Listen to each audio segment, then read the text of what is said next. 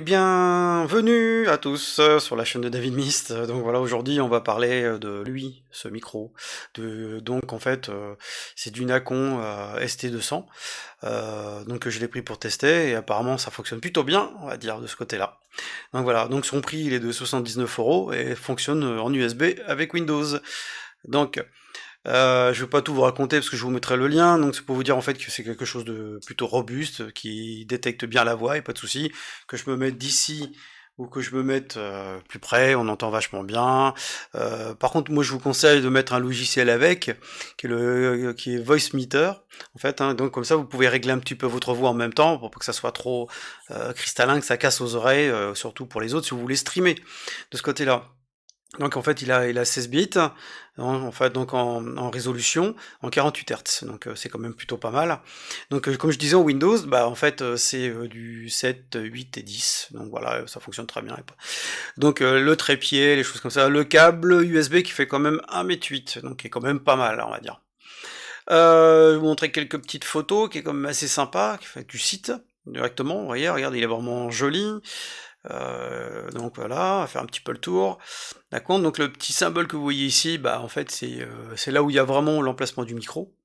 Donc c'est ici qu'il faut vraiment bien parler, mais c'est vrai que même regardez si je me mets sur ce côté-là, ça fonctionne bien. Donc voilà, donc après c'est pas le problème, il est quand même assez sensible. Voilà, donc voilà le trépied, pareil, il est vraiment solide. Franchement, il est vraiment costaud de ce côté-là, il n'y a pas de souci. Donc il est pas mal, non, franchement il est bien. Voilà, donc là en fait vous avez le gain en fait du micro, donc après le gain ici du casque si vous voulez brancher en jack, tout simplement. Voilà, et c'est vrai que comme c'est quand même assez joli, hein, les photos sont bien prises de ce côté-là. Il est assez chouette quoi. Voilà.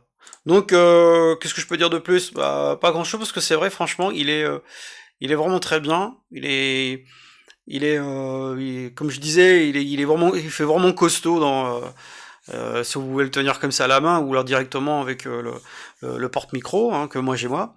Et donc en même temps moi j'ai rajouté en fait donc par contre un filtre anti-pop. Comme ça fait pas, vous avez pas de boum boum dedans en fait quand on parle, ce genre de bruit là justement. Ça évite un petit peu les souffles, les choses comme ça quand vous parlez devant quoi. Donc voilà. Ça le protège aussi un tout petit peu le fait que vous parlez devant. Ça voilà, ça le salit pas, on va dire.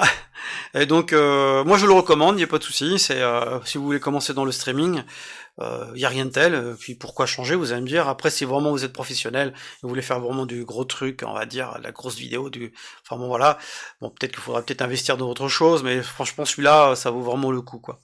Donc voilà, donc j'espère que vous serez content de ce produit si vous l'achetez, un jour du moins. Et n'oubliez pas le pouce bleu et de partager. Allez, je vous remercie, à bientôt.